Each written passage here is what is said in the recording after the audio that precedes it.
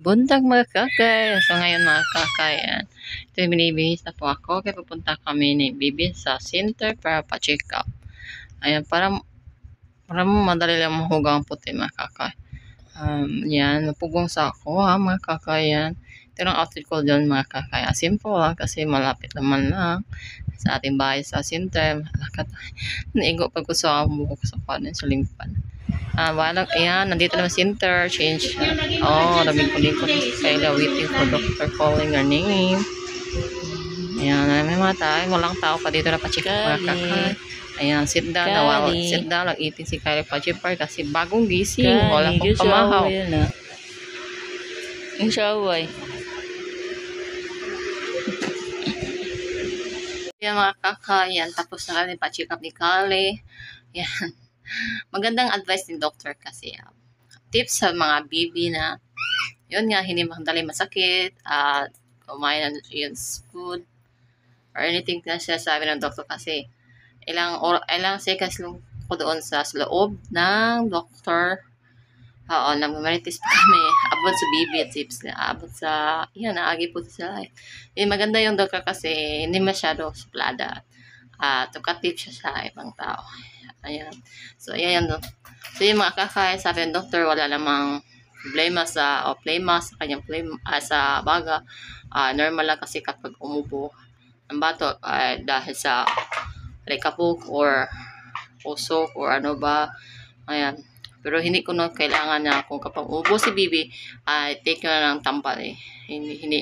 Kailangan nyo obserbahan ng bibi kapag ang bibi nyo ay uminak ng minga or may anak na kutas or sige ubo na siguro susubo na mo na needed ko na ipa-check ang doktor.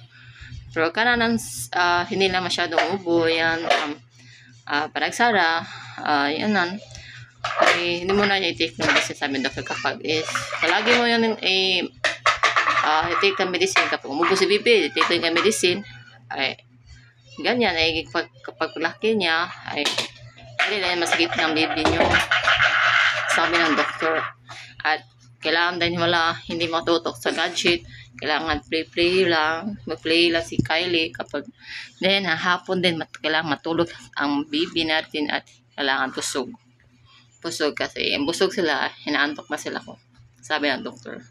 Yan, binigyan ako maraming tips ni doctor and thank you na binigyan akong tips kasi new mom pa kasi ako hindi pa ako kasi na anong ganyan niya anong gagawin sana kasi naanad kasi ako na ilang buwan taga isa kabuan kasi papacheck up ako ayun nititig na po si Kylie antibiotic kanya na marag na immune na si Kylie antibiotic pero ngayon ko lang na realize na hindi naman siya kailangan mag-take ng medicine kapag yung normal naman kapag parang allergic lang arikabo o ubo lang ito yung naisipon niya ang itching na pangachi is 2 or 3 itching pangachi hindi kailangan ng cetirizine na inumin kailangan obserbahan mo na kung kapag nagluluha na at patuloy pa rin ang atching niya ayan kailangan lang mag-take out cetirizine na maraming paraan doktor na sinasabi sa akin na para yan namurong nasagpa ko sa katauhan katauhan niya kasi ako nga sa busy ko dito marami kong ginagawa ay may yan nagbi-vlog ako at minsan ay gagawa ko sa bahay gagawin yan kailangan ko nang may pinupuko si Kylie kapag hindi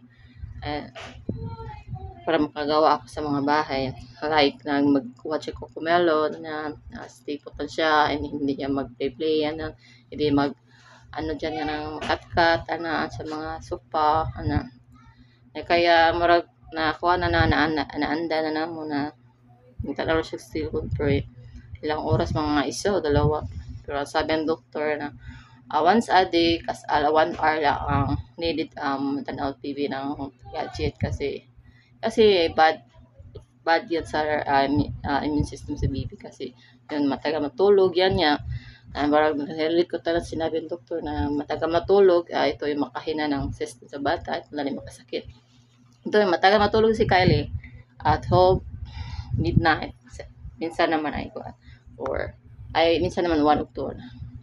So, yan yung mga kaka. Ito lang yung sinasabi ng doktor at sinasabi ko din itong tips sa mga yan. At kainin ang nutrition si baby at patulogin hapon para matangkad ko no matangkad yan. Yan, ito na start it today na sundin ko na ang anong sinasabi ng doktor. Please subscribe my channel, click notification bell para update ako ng ina-upload pa.